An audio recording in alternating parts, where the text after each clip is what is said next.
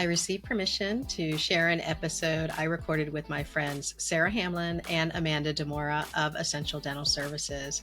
Their podcast is called A Breath of Fresh Air. They also get excited about all things revenue cycle, so you should check them out.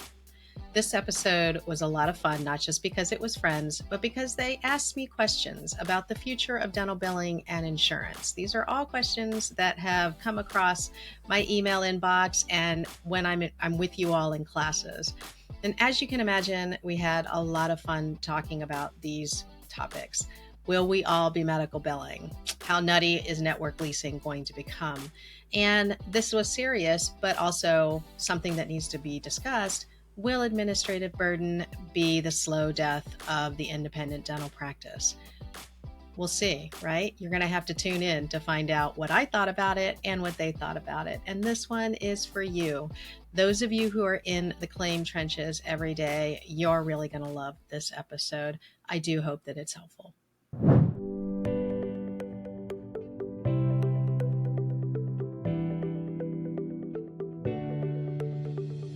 Welcome to the Breath of Fresh Air Dental Podcast. Whether you're a seasoned practice owner, a new dentist, or an office manager looking to enhance your skills, this podcast is for you. Our friendly and knowledgeable hosts are here to answer your burning questions, address common pain points, and provide practical solutions to help you overcome any obstacles you may face. Our hosts, Amanda Demora and Sarah Hamlin, bring to the table lengthy careers in both clinical dentistry and practice administration. They now preside as the CEO and COO of Essential Dental Services. I'd like to give a shout out to my friends at Synergy Dental Partners for sponsoring our podcast. They know how important the admin team is to our industry. Synergy is a group purchasing organization, or GPO. GPOs reduce your overhead with lower supply costs. They also have partnerships with labs and various service providers. You owe it to your revenue cycle to check them out. They're giving Nobody Told Me That listeners a 2-month free trial and a $200 Darby credit for new Darby customers. For more information, check out the link in the show notes or go to odysseymgmt.com/synergy. Hi, everyone. Welcome back to the Breath of Fresh Air podcast. I'm Amanda Demora. And I'm Sarah Hamlin.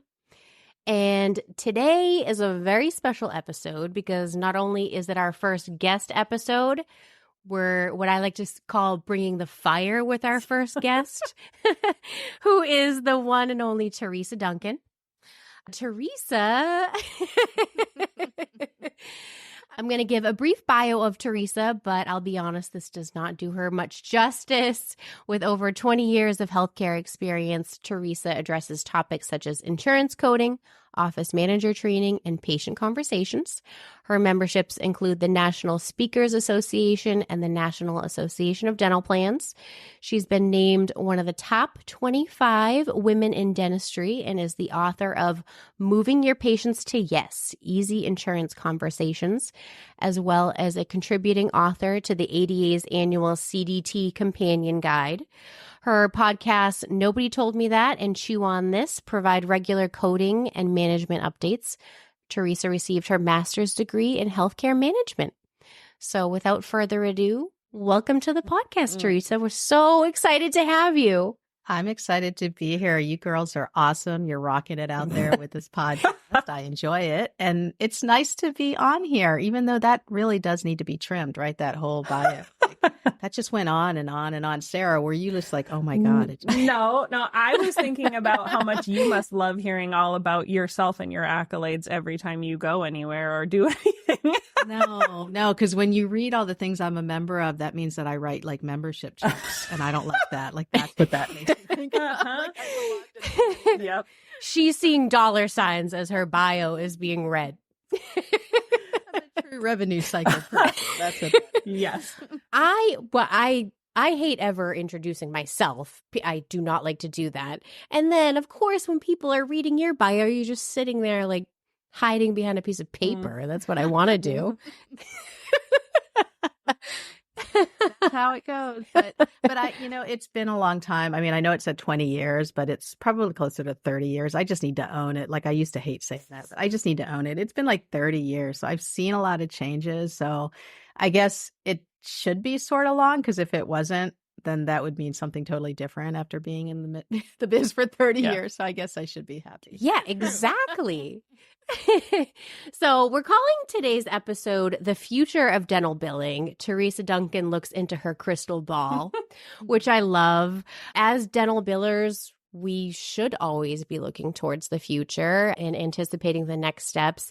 And this is just a hot topic of what changes are coming, and there's no better person to help us navigate those than Teresa. So, I wish I had this crystal ball that I could charge for.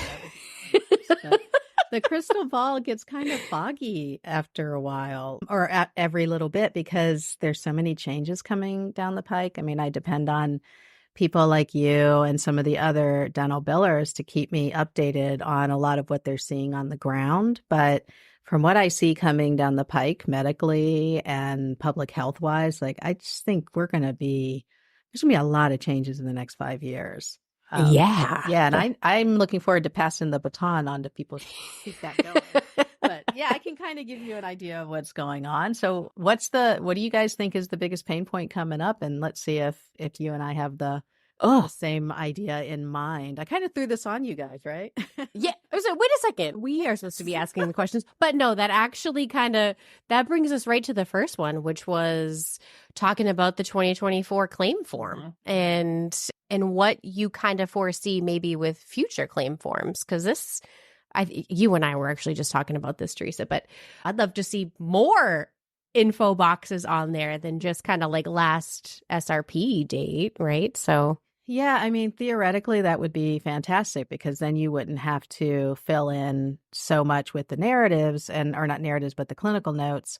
But the clinical notes are a whole different topic. Let's put a pin in that, because that's a huge change that we've got to talk about, this crystal ball piece. There's clinical notes are just a big part of that.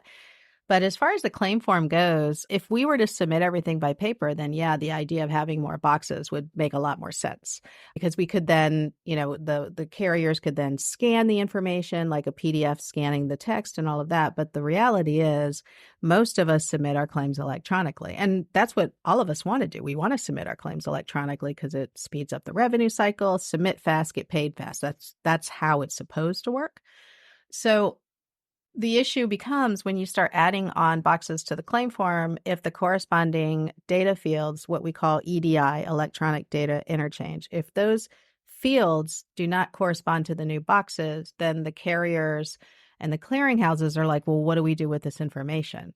So then they get information just kind of thrown in this electronic format. And right now they're trying to figure out, well, what do I do with this? Do I even pass it on? And if I do pass it on, where do I put it?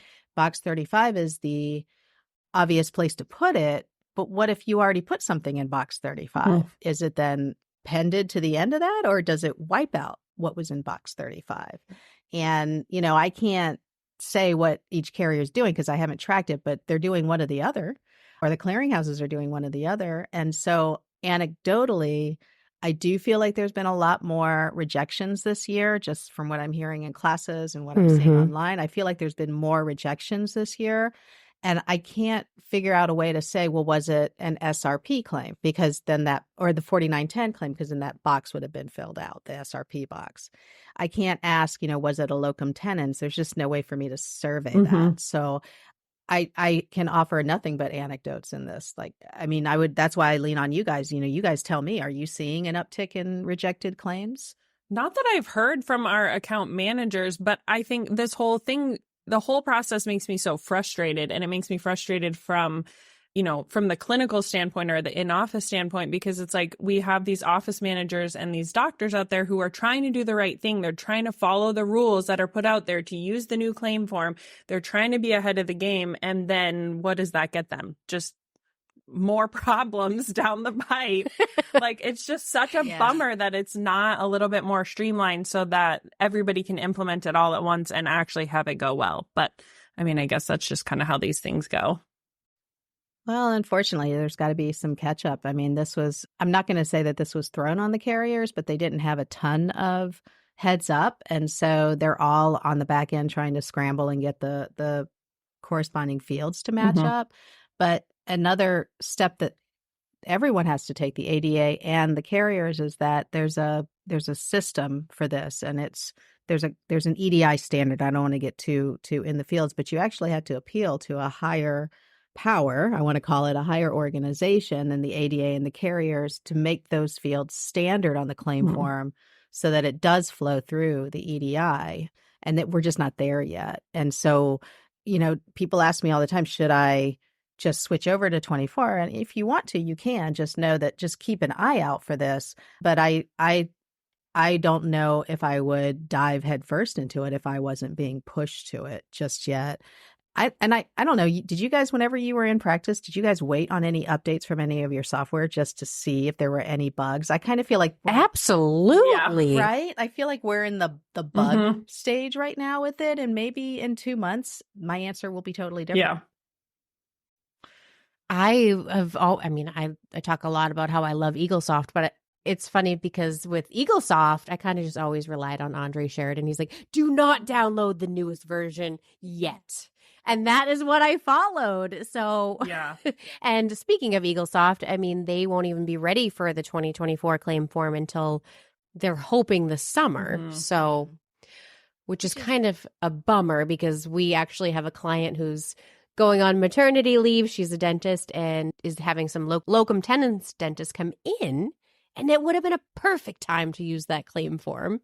But alas, no, we'll be using some alternatives. You could always try it and see if the information that is being sent is going to convey over. I mean, maybe she's working with a clearinghouse that has figured it out by that time.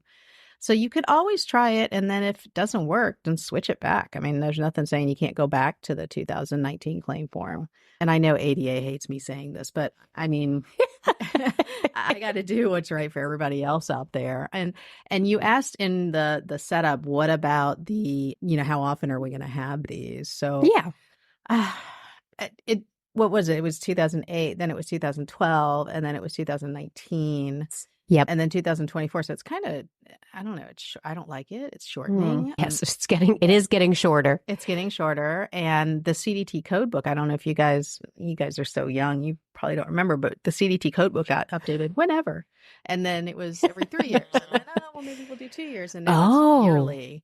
So it used to not be yearly. It used to be like, 2000 or 1995, whatever. It was old, right? It was old. But now it's every year. And I feel like the claim form, if they get a direct line to being able to feed those fields into the upper level association, we might see changes every year if they get a good system down. But if they don't, I think it's going to be a lot of trouble. So that's what I was going to ask, Teresa, is if you kind of know like the process or are privy to, I'm sure you are, for updating the claim form, like what all goes into it, who gets to like give input for what goes on the claim form or when those changes are made and what process has to go through for them to be approved. Well, this is where I really love that we have people in the offices that are very, I guess, no, what's the word? It's not forthcoming. Oh, they're proactive. That's the word. They're really proactive. So if you're an ADA member, and even if you're not an ADA member office, you can call their coding hotline and give them these ideas. So, if there's really a lot of pain points, they compile that and then they take that to the different committees that are out there. So there is a committee out there that is responsible for the claim form. It's called the Dental Content Committee. And I don't say this to a lot of people, and I guess it's out, but I was named as a member of that committee earlier this year. So I get to see like how it's going to go and what they're looking for. It seems to me that prior to me being there, looking at past minutes, they really did rely heavily on the feedback that they got through the coding hotline and also through their member dentists. So they're not just sitting around. It doesn't seem like they're just sitting around going, how do we, blow this up? It's really in response to, this has been a big issue.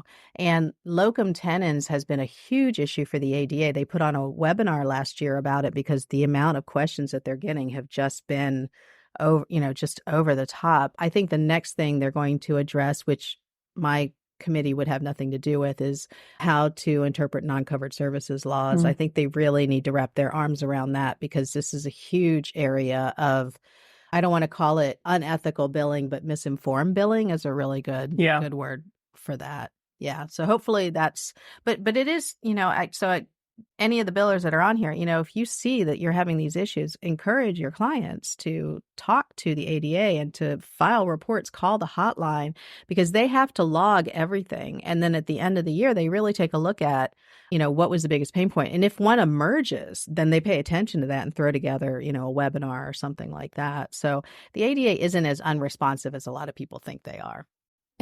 Yeah. they do pay. Well, I'm very relieved to hear that. I think what I keep noticing is, like, as I'm getting older in dentistry for longer and in all this situation for longer, is that dental office, especially front desk staff, like, training is so on the job. And it can become very insular because of that. So you're trained by Susie, who is trained by Janice, who is trained by Lucy, and you only know what the people in your office know. So if no fresh blood, nothing comes in from an outside office that's seen how other offices are doing it, you don't realize that there's even these resources like the ADA, or a place that you can complain, or somewhere that you can reach out to for advice on things that are plaguing you in the office. It's crazy how small, and for as many dentist offices as they are, and for as much as we're going to be around for the foreseeable future, it's crazy how we don't really connect with each other, or don't connect with those resources outside of our own office sometimes. Yeah, it's very much blind leading the way. Yeah. And I was, that's how I was taught. I remember the girl who, it's funny because when I left my practice, the girl who took my place was my right hand forever, and she's now running it. Her name is Jean, but the girl who trained me going in was Jean. And the first Jean was just a dinosaur. She was a dinosaur the day I met her. And I would say, how do you do this? And she would just, she would show me. And then I'd say, oh, well, I'd wait a day or two. And I would say, why don't we, maybe we can do this. And how about if I do this? And no, that's how we do it. And I was like, wow. And, now I realize how detrimental that is. But I guess if I hadn't been a little bit pushy, I would have probably been like, oh, that is how you do it. That's amazing. And not question it. So I would love to see more curiosity, though, from the dental offices, because I think sometimes they do just accept it at face value, or they go on a Facebook group and they see something that just looks really easy and they take it. And I think if they just spent some time Googling, just legit Googling, they could find some of this information. But it's definitely something that bothers. I know I complained to Amanda about this a lot. Why do they say that? I don't understand. Yep. Why do they say these things? Well, and the hard part too that I think is Facebook or these social media groups is kind of it's the easiest and most accessible outlet for these people in office, right? They can connect with people the easiest through social media, but then they hear one piece of information or read one piece of information from another person in the group, and then they're a self-proclaimed expert in that all of a sudden, and then they disseminate the same bad information, and it just kind of is snowball from there, for sure. For sure. It's really funny too, because, a lot of us, we know each other, right? The billers and the people who are kind of in this space, we know each other. And I'll give a shout out to Lindsay Romeo. She's in the Dental Academy, Insurance Academy group, and she knows her stuff. And I see her sometimes trying to answer and give good advice, and people will argue with her. And I'm like, y'all don't know, she knows her stuff. Stop arguing with her. And then I have people that'll send me messages that, why don't you correct them? It's not my job to correct everyone. I would be on Facebook all day, and I don't really feel like doing that. I think it is very much a buyer beware. I want to help, and I'll reach out when I feel it's appropriate. But the three of us could be on there all day just giving advice and arguing with people. We could be, and life's too short. I feel like I often do answer. I have it all typed out, and then I'm like, you know what? I'm just not gonna. I know. Just because it's not worth it. And I think oftentimes when people are taking bad advice, kind of like Sarah said, it's really what they're wanting to hear. They're wanting to hear that they can submit a crown on prep date or whatever it is, even though if that's against their contract with the insurance company. So it's we had Facebook on our topic for later in the show, but kind of along those lines, Amanda and I have been talking about how it's hard to know, it's hard for these people in office to know who is a reputable source, like who should they be looking to for advice or guidance on these kinds of things. So do you have recommendations, Teresa, for some pretty like hard and fast, yes, this is a good source for you to reach out to or look into if you have questions about, dental billing? My whole philosophy around management, and so bear with me why I kind of go there to come back to here. My whole philosophy around management is that my job is to protect the practice. Like that was my goal as a manager, is to make sure we don't get sued, we don't get fined, we don't get shut down. That was how I operated, my offices. So when I look at ethical billing and when I look at proper billing, I have to go to the sources that would be used against me in a court of law. And that's really my truth. So I understand so-and-so may have a book. Sometimes the book is wrong. I know even my book needs to be updated. There's one or two things in there when I'm doing a book signing, I'll say, that cross that out. Yeah. But, again, it's buyer beware. But at the same time, when you go into a court, they're not going to pull out Joe Schmo's book. They're going to pull out the ADA's coding companion guide. They're going to pull out the coding book. They're going to pull that out. They're going to pull out the contract between you and the carrier. They're going to pull out the provider processing manuals. And so for me, that's where I'm looking for my truth. I'm not looking for what I read on a Reddit forum, 2 years ago that I screenshot and kept just in case they would come to audit, which is legit something somebody sent to me.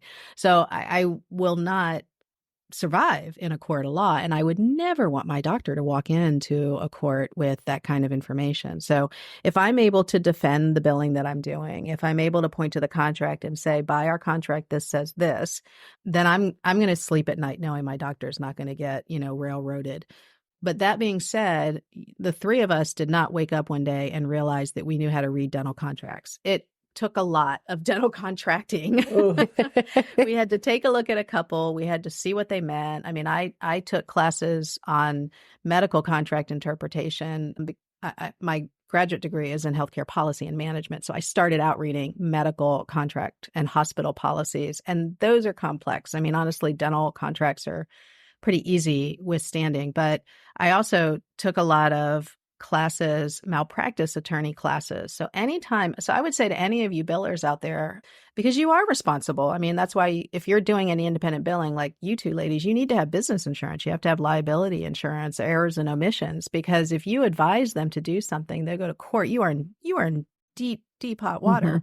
And so you should know what's correct, what's ethical, and all of that. So take malpractice courses. TDIC is a big insurance company. So there's tons of other insurance companies. Look what the big dental malpractice carrier is in your state and see if they have some online classes and take them.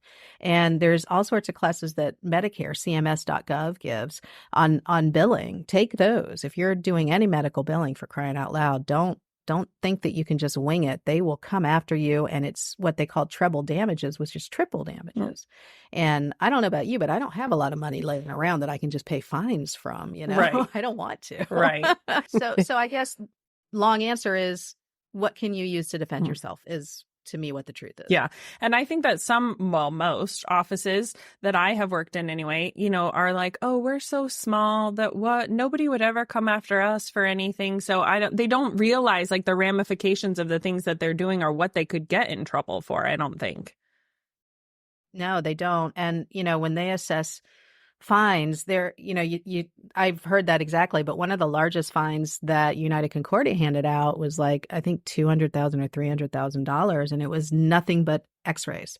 And the way they did it was they went in, they took a look to see, of this time period, how many x-rays were incorrectly billed, did not have supporting diagnosis in there or a prescription, because you need to actually, the x-ray is prescribed. That's something that a lot of people don't realize. The x-ray there has to be a reason the x-ray was taken. And then the second part of that is there has to be a finding from the x-ray. The doctor has to actually prove they looked at the x-ray and they deemed it okay, or there's a problem. So they took this period of time, how many x-rays were bad, and then they extrapolated it for a long time period, and that's how they came up with their number. So, and if it has anything to do with malpractice, your malpractice carrier has a formula where if they can, help you with this, if they think you have a case, but if you don't have documentation, guess what? You're in trouble. So I just don't mess around with this stuff, man. Yeah. That's a lot of money. Mm-hmm. And I just don't like to be in trouble. I'm kind of a rule follower a little bit by nature. So I'm just like, no, Yes. if I cannot be, Amanda hates that about me, but I'm just like, A little bit too much. No, I'm kidding. Hey, we balance each other out exactly. very nicely. It takes all kinds to make the world go round, Amanda.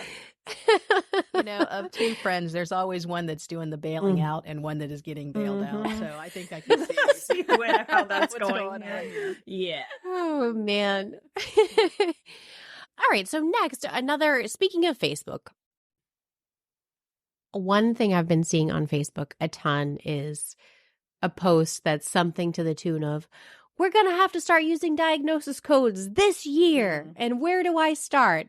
So can you speak to that a little bit, Teresa? And where are they hearing that from? Obviously a lot of that applies to some state Medicaid plans and having to use it for that. But yeah, talk to us a little bit about the future of that. Well, so the VA programs, the federally funded programs, a lot of them, and state funded, like you said, Medicaid programs, a lot of them are asking for the diagnosis codes, but it's definitely state specific, like Medi-Cal in California definitely wants diagnosis codes. I don't know about Virginia. I'm in Virginia. I don't know if they do or not. I think I would have heard because I think everybody would be hitting me up for what I'm guessing that they don't require it. Maybe it's just a nice to have. We do have those fields on the claim form, and if you feel like using them, it's not like it's going to get your claim kicked out. But I will say that we have a lot of what we call wellness plans that are hitting the market. And these wellness plans are when you have a medical and dental plan that actually talks to each other. So the majority of our market is full of what we call standalone dental plans, meaning it's kind of an add-on to the medical plan. It's not necessarily the same thing. Like Dominion Dental is not going to be the same thing as Aetna. So they might have their healthcare with Aetna, but their dental with Dominion. So that's a true standalone. But when you have United Healthcare offering both the medical and the dental, they talk to each other. So a wellness plan is when there's something on the medical side that triggers it's a systemic issue and it triggers something on the dental side. So say you get diagnosed with liver disease or diabetes on the medical side. Well, now you have a condition. So then you have this dental plan that activates, and sometimes the patient has to call and activate it, but most of it's getting to the point now where it gets activated. And so what that means is that your patient now may have the ability to get 2 extra cleanings that would be covered at totally 100%. If they're diabetic, we've seen some wellness plans where they'll pay for scaling and root planing or osseous surgery at 100% to keep the bacterial load down. So we're starting to see this medical dental come together. It's not as fast as I think a lot of people think, but it is definitely coming. The offices that are going to do medical billing are going to, they're going to be ahead of the curve with this. The rest of us are going to be like, but it will, it will get to the point where you have to know a little bit of medical billing. And, my friend Christine Taxon, we just had the insurance extravaganza in Nashville. She's been saying this for years, and she's been yelling at me for years, like, Teresa, you're not going to be able to get your claims paid in the near future. If it's diabetes, I'm going to be able to get my stuff paid at 100%. You're going to be over here still fighting for 80%. And she's kind of right. So I'm scared. I'm very scared. So I know you're hoping to be able to slide out before that day comes. Retirement's around the corner. Like I know, Amanda, you've heard this joke, but I'll say in my classes, like, because people say, when are we going to do medical billing? And I'll say, when you get a newsletter that says I'm retiring, like, that's my it's coming to everybody that it's coming. So back to the diagnosis codes and should we be using them? I don't think it's a bad idea. I honestly think most doctors, it would not only help them in malpractice cases, but I think it would be strengthening their conversations with patients if they did look into adding, diagnosis codes and cross-coding. But with AI coming, I've already seen some really impressive programs that are going to pick up your clinical notes and suggest diagnosis codes that correspond along with it. So maybe when that happens, it'll be more accepted. I think right now there's just such a pushback from doctors. Like, I document enough. And, and the three of us are like, no, you don't. Yeah. Definitely not. All right. So actually AI was on our list too. So what are some ways AI is being utilized right now with dental billing? And that can be in any capacity. And then you already obviously know what's on the horizon, what's coming. Yeah. So it's very, very interesting. It's exciting. Like, thank God, because, insurance day after day, you all know it can be like, oh, another build up. Great. So it's actually been pretty cool with AI coming in to see like the possibilities. So I know a lot of people are using AI to write their appeal letters and to, suggest better templates for clinical notes. And if you're listening to this and you've never played with AI, it does sound very like futuristic and oh my God, I'm never going to understand it. So I think either myself or somebody will come up with an AI and what it means for billing class, because there's just a lot of stuff out there that they could use and make their lives easier. But you have to be careful because not all AI tells the truth. And that's something, for another podcast, but it can get it pretty close, but sometimes it doesn't tell the truth. So as far as the billing side, our side of it, I think it's going to help out with appeals. It's going to help out with maybe correspondence with patients and how to really communicate well from a patient point of view. I mean, you can tell it to, address this to the patient, but use retail facing terms. It's pretty interesting. I've seen some of those prompts. But what I'm excited about is the AI in imaging, which I'm sure you guys have seen. It's pretty wild. I think it does a really good job at case acceptance. And I think as far as getting the insurance to see the need or the reasons for why we did the treatment we did, you send in the original and then you send in the enhanced image. It's pretty hard to deny it when it's just, pop, pop, pop of color. But if you think about it, even if insurance did decide to not allow benefits, the patient has seen that. So it's not like you're telling them something that they can't see. The patient has seen it. So to me, that's true case buy-in. And if they want to help you appeal it, great. But if they don't, at least they still understand why they needed the treatment. So really, really excited about it. Is there truth behind this? Yeah. They're trying to make our lives miserable, aren't they? Or meet a quota, or like, what is the truth behind all these rumors here? So it's funny because I was joking with friend because I do go to these insurance meetings and I am friendly with a lot of insurance people. And one guy, he's just such a smart aleck. He was like, Teresa, we don't need AI to deny your claims. If you want to deny your claims, we're going to deny claims. And I thought, yeah, he's right, actually. He's right. He doesn't really need a reason. Think of it this way. They already do not like us calling as much as we do because we cost them money every time we call. So their goal is to not have us call them at all. That's why they're making the eligibility and benefits easier. They're opening up the back ends for all these programs. So, okay, that makes sense, right? So if we started denying even a fraction of claims, the amount of calls they're going to get and the amount of overhead they're going to have to incur is going to be exponential. That's not what they want. So they're not going to be doing this across the board. Will they use it against certain providers that they suspect are fraudulent? Absolutely. And I say more power to them. I hope they do. I hope they catch all of those people. But they're not using it. Well, I don't want to say they're not, like, for sure. I suspect they're not using it across the board as everybody thinks they are. What I do know is on the medical side, there's been a lot of allegations of using AI to deny claims, but that had nothing to do with imaging. That was just the AI scraping the notes and the diagnosis codes and immediately deciding on a denial. And, again, there's going to be a lot of regulation on AI coming down the pike. So I think that's going to correct itself before it becomes too big of an issue.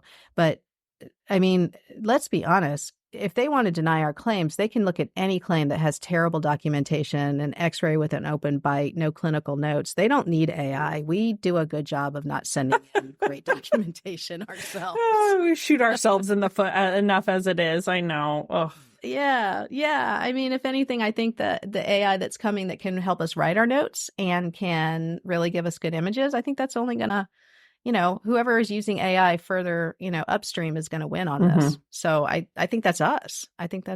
So I think we have a good chance of streamlining the whole process using AI. We just have to be forward thinking about it. I agree with that. I kind of keep saying, like, if you are not using ChatGPT or just AI in some capacity, you're kind of going to be left behind. So it's free. ChatGPT is free. Mhm. Just log in and like take a little spin around. I think then it becomes a little less scary.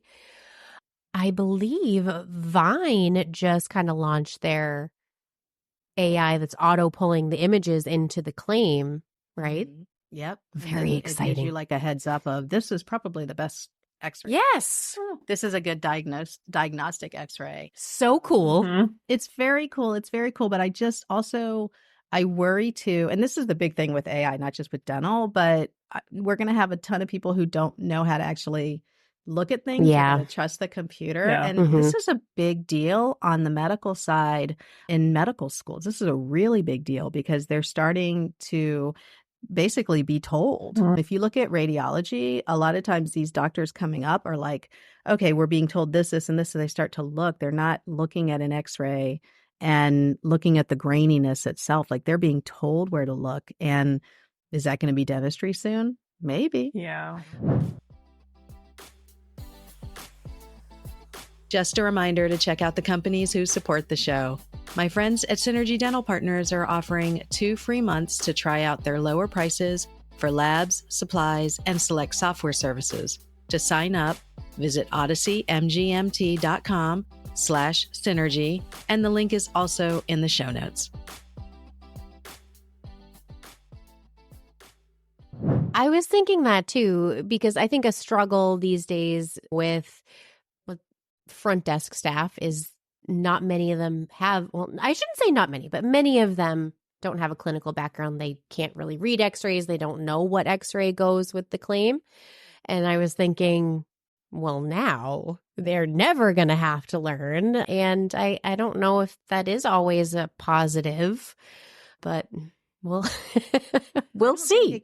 I don't think it can be positive because no matter what, you take insurance out of it, we still have to be able to talk to our patients about the care that they need, Yeah. right? And we can't just wing it, you know? The doctor can't be the only one that knows clinically what's going to happen.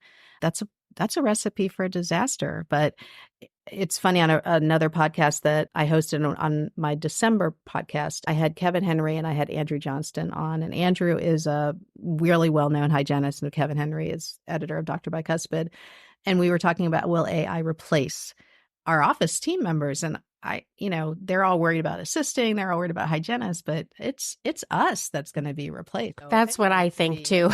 Yeah, if anybody should be fearing AI, I would think it would be the front office, but instead of fearing it, I want you guys to turn it around. Whoever's listening, don't fear it. See how you can use it to make yourself pretty indispensable in the office. I mean, maybe you use it to train people and become a better, coordinator. Maybe you start doing more strategy stuff. And I don't want you to be scared of it. It's too exciting to be scared of. Yeah. I was just saying, we've definitely seen some offices move in the direction of like fully outsourcing everything that they possibly can and having more of like a patient concierge type of role, basically just like check in, check out person. Mm-hmm.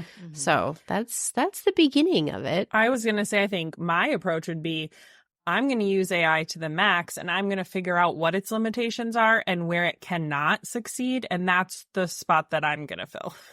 is there's going to be a limit, right? Like, as much as we think AI is going to take over everything, we're always going to need human intervention in something, I think, in this capacity. So figuring out where that is, and then figuring out how we can all kind of fill those roles or make those lines clear or stand out. That's what I think a better approach is to this AI situation, is figure out where it's going to max itself out and then put yourself there.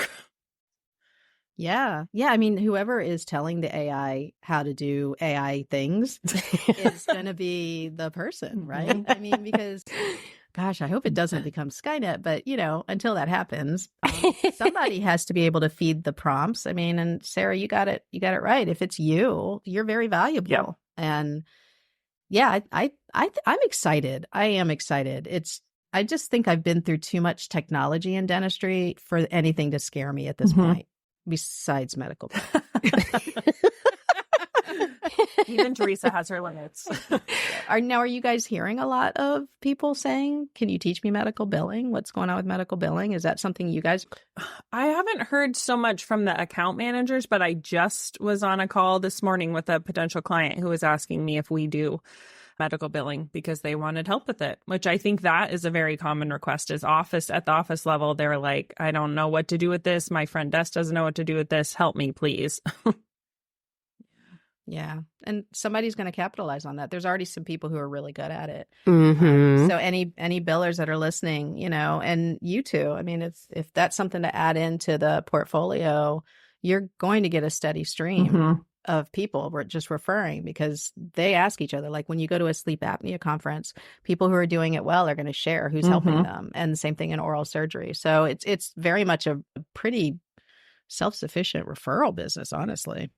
We were talking, Sarah and I were talking about this. I can't remember. Maybe it was like after the ADOM conference or something and talking about offering medical billing. We do actually have a couple account managers who have been doing medical billing, not for us, but they just have a background in it, which is great. So they would be the prime people to trial this with an office on, but obviously very prevalent in oral surgery and things like that. So yeah, well, and could be on the horizon. An airway, Endo, yep. Exactly like Teresa brought up, sleep apnea. Yes. I mean, I know a lot of doctors that are doing a lot more stuff with airway stuff, and now with the new codes coming out this year for all of that, I mean, it's here, whether we're ready for it or not, and whether we're embracing it or not. It's going to be here, and there are going to be offices that are embracing it. So. Yeah. Well, and you hook up with a hospital system or a medical system that has a very good sleep business. They are looking for dentists who understand the whole philosophy and the positioning and all of that, which is, I mean, again, as a front office person, as an admin person, it's going to be really hard to bill for sleep apnea if you don't understand the mechanics behind it. And so, yeah, there's got to be somebody that's out there teaching that. But somebody needs to get on that.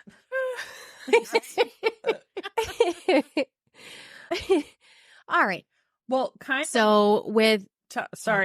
one on here that I think kind of ties into this. Do you feel like, Teresa, that there will ever be a point where we have like a standard like certification or training or something for dental billers that kind of, includes this stuff? That comes up all the time. It's like, I hope so, but really you have two organizations that would be equipped to do it, not the ones that just slap a logo on something and call it certified. So one thing that we have to think about, if we want to really have some teeth behind what we do, we have to trust in our designations and our certifications. And so when you are a dental assistant, you being a certified dental assistant means something. Taking a certificate program and calling it certified, that doesn't qualify you. You can't register as one. And it's got to be the same way for dental billers. So I'm aware that there's ones out there that call themselves certified. And I have emailed maybe 2 or 3 times over the years and said, who's your certifying body? So that's important. Have a certification. There is a certifying body. It's a standards. And this standards body certifies like your plumber, like your electrician, like there's certain criteria that has to be met, right? They have never messaged me back, so I'm going to assume that there's no certifying body. Right. Plus, I can't find any information on it. The ADA, you would think, so it would be either the ADA or the Academy of Medical Coders, which I forget the acronym of it. It's the official Medical Coders Association. That's not the accurate name, but you know what I mean, like the official one. And they're the ones who, have certified medical coders, CMC. So they have a dental code, but it's almost like they took the medical curriculum and kind of slapped some dental putty on top of it. So it's not what you and I would use on a regular basis. It needs some love. It does, but I applaud the effort. I do. I applaud the effort. You would think the ADA would do it, but they only offer a certificate program, which is also what I offer. My online course is a certificate program, because when you have certification, here's the important part. There's liability that goes with it. So if I hire somebody and they say they've been certified as a biller and they end up fraudulently, doing all sorts of stuff, you could go back to the certifying body and say, you need to work on this, they take it seriously. They'll yank the certification. They'll even, maybe bring up ethics charges, whatever. But these companies that just say it's a certified program, they're not going to do that. So there's really no recourse. So which really hurts the industry, because if a doctor is going to trust that they've been through a good program, there has to be some teeth behind the program. I do find it unfortunate that the ADA won't put teeth behind it, but I think they just don't want to deal with the liability of it. And so that's why they only do a certificate program. And same for me. I'm not the ADA, so I'm not taking on liability, right? Like, I will teach you as much as I can in my course. And if it works, it works, but you can take the course and still not be a good biller. It's got to be, you've got to have the fire in you to go and be a good pit bull biller, which is what we are. We have talked before about how people can kind of transition into remote billing from a clinical position. And two of the courses we talk about a lot are yours and also the ADAs, because we've taken both. So we'll be sure to link those below for whoever wants to check those out. I want to give a shout out to the AAP, the perio.org, the Periodontists Association. They have a coding class for perio services, but it does get a lot into surgery and grafting and things like that. So if that's something your office is doing, they will, I think if you're not a member, it's super expensive, but if you're a member, it's pretty affordable. But that is an in-person class that they are holding. So it might be something to look into. Ooh, all right. We'll have to link that one below too. I hate always going back to Facebook, but this is where we get our questions from. People are like, I'm thinking about getting certified in dental billing. I'm like, by who? Is it required by someone you're trying to work for? I just always get very confused as to what they're talking about there. But I'm excited that they're asking. Because what that tells me is that they're looking for the answer. They're looking for the real truth. They want to do it ethically. And so it just bothers me that all these people are like, hey, I got a certification. So I'm glad that you guys asked the question, because I do think there needs to be clarity. I mean, just super clear here. You can take my class. It's 8 hours, 20 modules, more than 20 modules, but you will not be certified. And you're not going to go out there and operate at the level like we operate at, because there is experience that comes with it. But if you wanted to jump in with both feet and learn it, then yeah, that's where I would go. Just take a real deep dive into a program and find somebody who you feel communicates the information well to you, because this is not easy information, right? So don't listen to someone that's driving you crazy. Listen to somebody who you feel can really explain it, and then make sure that you are asking lots of questions. Ask Google, trust the resources, and call the ADA if you have any questions. If you don't like their answer, then keep researching it. Right. Sorry, just like if you don't like their answer, then go to the Facebook group that you want to find the answer you really want. Yes, and use that advice. Oh, geez, reverse engineering. Right. I think there was something I was going to say. Oh, I think that finding somebody that you trust that can give good information, and somebody who you feel like you can get into a good long-term relationship with, because what I was just thinking is, like, even now, I mean, I'm over a decade into dental billing and being in dental offices and doing it, full time. And now in my sleep, I'm doing it, basically thinking about it. And I still sometimes have questions.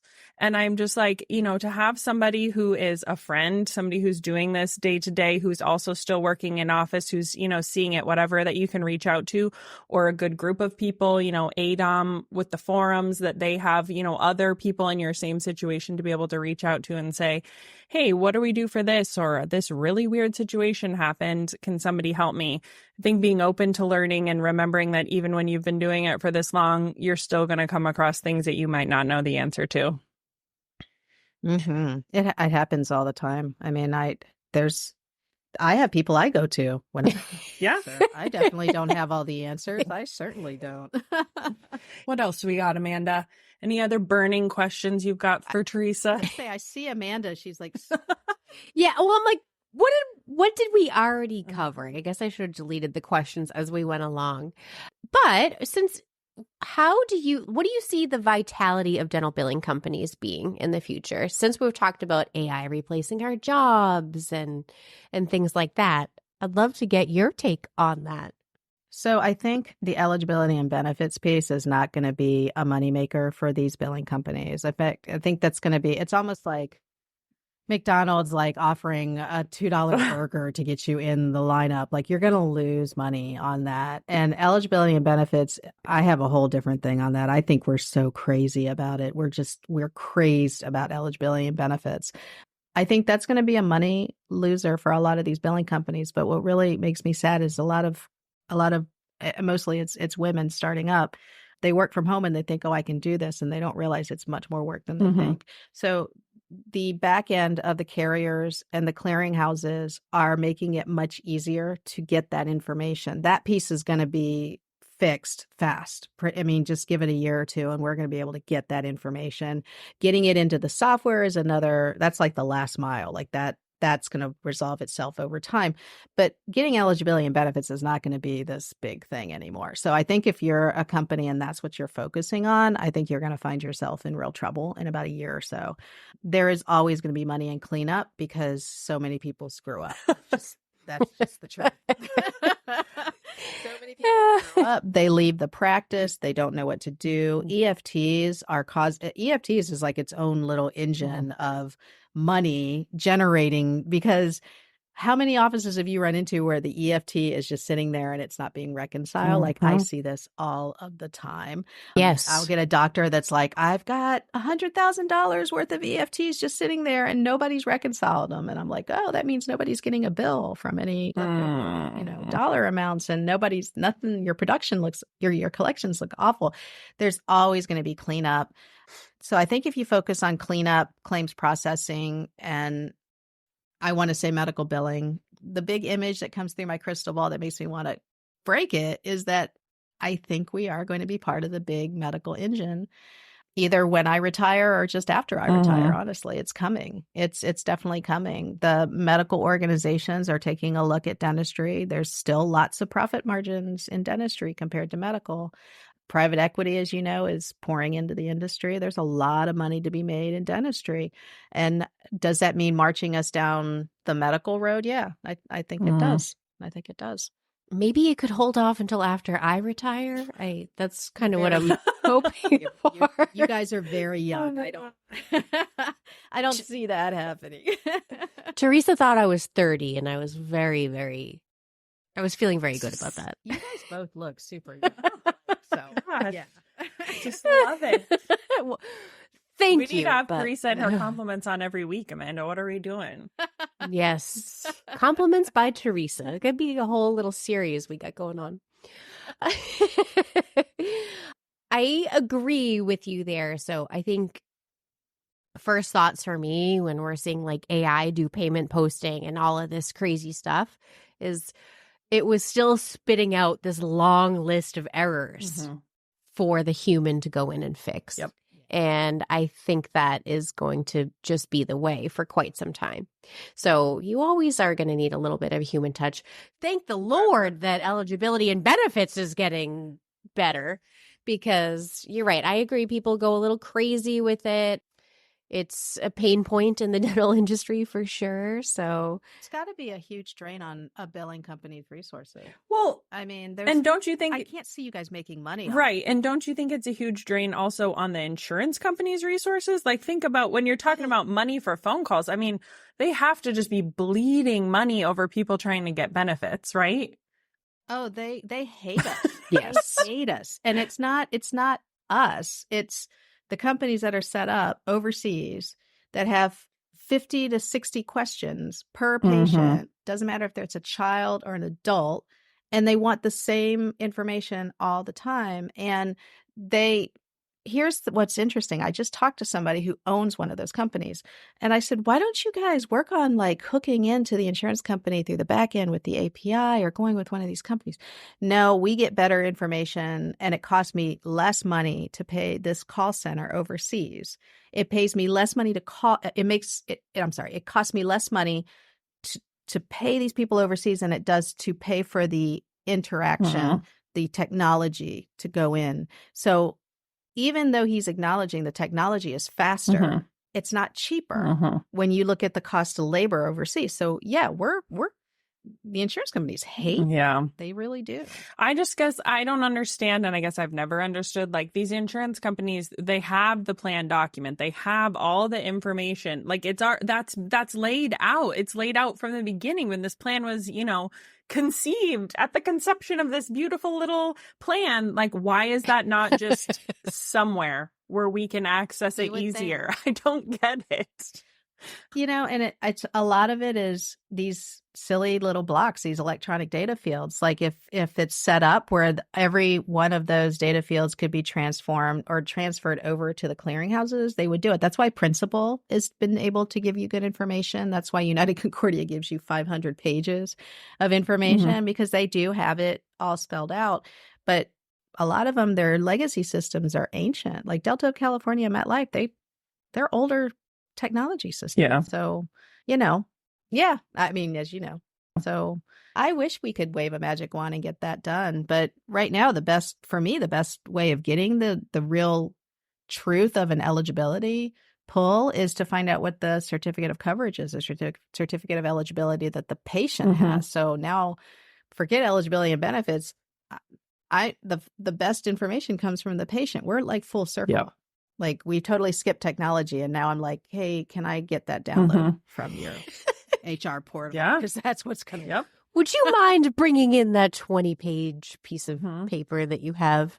Why does that 20-page paper, I mean, to Sarah's point, why does that 20-page paper have everything I need, but I'm getting all this other stuff? Why is that? I don't. So I hear you. It's there. Somebody put it in writing. It's in writing somewhere. Like, even if there was a way for us to just get that thing, even if they're not going to structure it in a way that's, codes and percentages like we want, even if we could just get our hands on the document, like, oh man, just seems it's cumbersome, unnecessarily cumbersome. I mean, we all know that. We've all been beating our heads against the wall for forever about it. So, I know. Doesn't your crystal ball have some like magic answers for us, Teresa? That's what we were hoping. I told it's cloudy. It's very cloudy. It's because we were talking about medical billing and it automatically went the clouds came over and exploded. Yeah, right. Oh, yeah. All right. Well, to wrap up a little bit, give that ball a little shake. What do you see in the next 5 or 10 years, just kind of as a summary of what we talked about today? So I do think that the clauses, plan limitations are going to get a little bit more creative because the pressure is on now to make the plans more profitable for a lot of reasons. There's a lot more legislation coming on the pike that the carriers have to take a look at. Non-covered services has been all over the place. And now we're talking about transparency laws, network transparency laws, which a lot of states are starting to pass or introduce, which means they have a certain period of time to notify you before you get put into another network. And then there's a certain period of time where they must remove you from a network upon termination. All that is expensive for them and unexpected, another expense that they're not looking at. So I do think our clauses are going to change so that they can kind of recoup some of that and make it more, and the employers have the last call on that, as you know. So that's why it's important to keep contact with the employers to say, you could flip the switch here and not have Perio payable only for 2 years after a scaling and route planning. You could do it that way, but it's going to take office managers and insurance coordinators knowing that language. I think we have to be better communicators with our patients. And one thing I would love to see the industry do is to revisit marketing so that they're not so dependent on PPOs sending them patients. I would love to see a re-embracing of marketing, and hopefully marketing is more than just social media, because that's not going to get you a lot of new patients. There has to be some sort of resurgence. That's the word I was looking for. There has to be a resurgence in marketing and more patient communication. For the billers out there that are, starting out, or maybe you're experienced and you've been here a while, it's going to get more difficult as the plan designs change and as patient expectations change. But, as we've been talking about, be open to being the outsourcing source for more than just billing, because there's a lot more that you can help the office with. If you're good at billing, then you're probably good at collecting money. You're probably good at talking about treatment too. So I'm seeing a lot of offices that are looking to outsource, like you said, the reception piece. But I also know of offices that are outsourcing their treatment coordination and their follow-ups and all of that. So I think there's a lot of opportunity. Billing is a wonderful career, but it doesn't have to be the end of it. There's just a lot that we can do on the admin side to stay relevant and to stay around. I agree. I think also to keep your finger on the pulse, Teresa, I've heard you say this before, but read your newsletters that are coming in your email from the ADA. Definitely sign up for your State Dental Association newsletter. I'm in Massachusetts. They are wonderful at updating us on what bills are on the table, what they're trying to advocate for. And that's always a great glimpse into the future. So that is, those are my tips. I mean, that keeps my finger on the pulse for sure. And every state is different. So just keep learning. Yes, just keep learning. Keep looking for things to learn, and billing is changing, and that's why I'm glad that we've got a whole community of billers, a good community of billers on Facebook. What is that? I always forget the name. Remote. It's just bookmarked, or the remote billing group. There's some really good people in there. And if you are wondering how difficult it is to own an outsourcing company, you should spend some time in there. So, because you got to be realistic, right, ladies? Like, it may not be for everyone. I am trying to bite my tongue when people are saying they're in the midst of starting their own dental billing company. I'm like, don't jump in now. It just... Yeah. And especially, apparently, especially if you're starting with just verifications. Just don't even go that route. I mean, wow, you would lose your money. You really would. You would lose your money. So, and your mind, your money and your mind, you're going to lose both. I mean, just listen to the voice of reasons here. All right. Well, that wraps up today's episode. Teresa, thank you so much for coming on the podcast. I think you gave our listeners like a lot of knowledge there and a lot to look forward to and a lot to be mindful of. So I'm appreciative. Yes, so happy to have you. Yes. Well, you guys are awesome. I think the world of you. So anytime. And congratulations on your podcast. I'm enjoying it. Thank you so much. All right, everybody. We will catch you on the next episode. Bye-bye. Bye-bye.